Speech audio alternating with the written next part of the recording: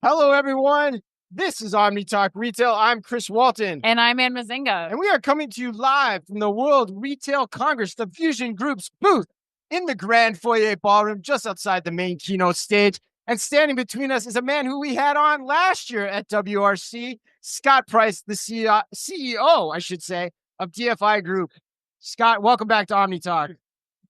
Scott, you did an excellent job today on stage. I just have to say, there's a lot of things that Chris and I both took away from your session. But before we get into those details, if you don't mind, just giving people a little bit of background again on what DFI Retail Group is, and then your role there and all you oversee. So we're a Hong Kong-based multi-format retailer, 11,000 stores roughly, 13 countries, 5 formats of food, convenience stores, health and beauty, home furnishings, and restaurants, about 200,000 team members, and quite an exciting portfolio for a business. And what all do you oversee in your role there? So as chief executive, it's publicly listed. So I think as a traditional CEO, I'm responsible for strategy, resource allocation, managing stakeholders, risk mitigation, and of course, the all-important talent development, which is pretty important these days in retail. The buck stops with you, doesn't it, Scott? I think that's the phrase. That's the phrase, right? All right. So when we talked to you last year, I think you were just about in year 1 of the job, just finishing up year 1. You've now been in year 2. I'm curious, as you look back, how was year 1 different than year 2? What did you wish you knew that now you know? I mean, I'm going to give a shout out to the DFI team. Nice. Because about 12 months ago, we were really clear we needed to move from a holding company structure with all of these banners and a lot of minority, which we've sold out into an operating company focused on those 4. So in the last 12 months, after the sale, we paid down all our debt. Our profits have increased 30%. Our stock price is up, as of today, 46% in the last 12 months. So that team is really delivering. Wow, awesome time. Well, Scott, I'm going to get back to the panel because you spoke on the panel this morning. One of the things that we loved that you said was where retail growth will come from. Will you share with our audience what your answer was to that question? So, the retail growth used to be all about the what. The what being assortment, price, value, innovation. And now what's happening is growth is coming from also the how. So the how very much to me driven by technology. Data has been an asset for retailers for decades. It's only really in the last 10 years they started to figure out how to monetize it. Now AI is accelerating it. So in addition to creating personalization with the customer, you're also creating value for the vendor because you can give them more effective media access. You can monetize the data by helping them more effective promotion. AI, though, is also changing the nature of work in retail because a lot of the sort of more manual or repetitive work is being replaced. And, one of the concerns I have is, look, an assistant buyer job, an assistant mission, it's a great job to get into retail. A lot of pricing and promotion, et cetera, basic work.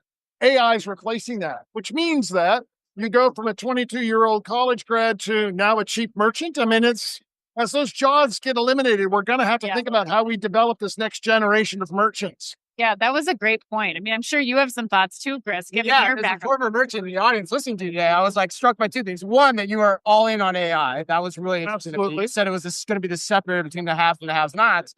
But, again, as a former merchant, I'm curious too, how do you solve that problem?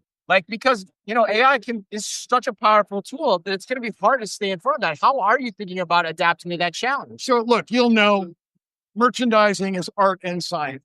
I think that the science will absolutely be overtaken by AI, but I am confident that the art can never be replaced. And the reason I say that is that the role of innovation is very much driven by human decisions. And I had a bit of a debate with someone else in another conversation who said, no, it can do the art because it can go to social media and pick up hints. And my point was that comes from them experiencing the product. That came from availability. Who made the decision? It's a chicken and egg discussion.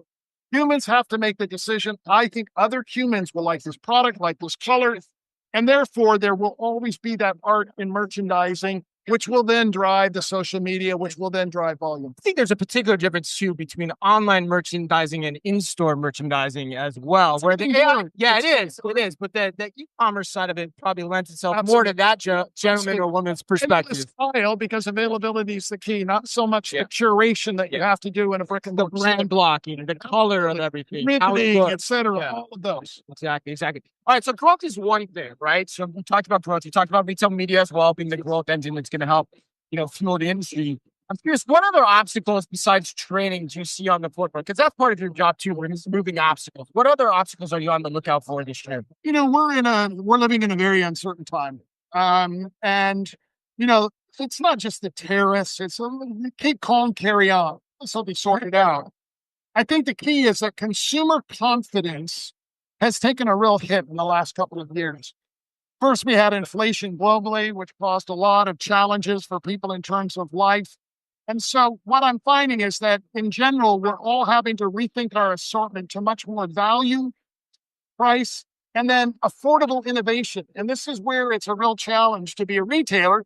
People still want new experiences.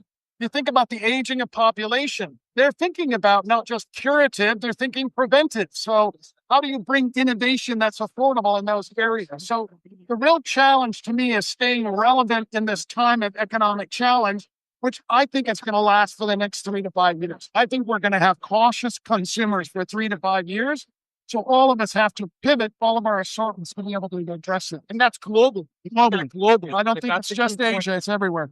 And Scott, what bets then would you be placing when it comes to technology on the ways to really double down so that you are investing in those experiences that you're giving consumers? What's the foundation that people should be solid on right now? It's funny you use the word foundation because every retailer who's been around for 30 years has tech now. Buy, move, sell is simple. Most big retailers have really put off the ERP. So we have to modernize foundations amongst all retailers. The bets, though, to me, are on the platforms that we're going to choose for AI. It's funny, is coming to this conference and my name out there, I probably got 18 requests to meet me via LinkedIn for people who have AI solutions. Right. And the fact is, there are a lot of solutions that are not yet proven. And so for me, the big bet is whose platform are you going to use to help you, one, monetize your data, help your merchants do a better job, help your vendors do better promotions, and at the same time, help you support that vendor portal that'll bring that retail media in as well. So that whole ecosystem, to me, is the big bet for retailers today. Yeah, because we're still not seeing one person taking all of that information yet. That's too. Right. Yeah, it goes back to the idea we've heard on other podcasts, through other interviews we've done too, about the importance of data engineering being the kind of the pipes of everything before you can get to the data science, right? Your data lake is dirty; it's of no use.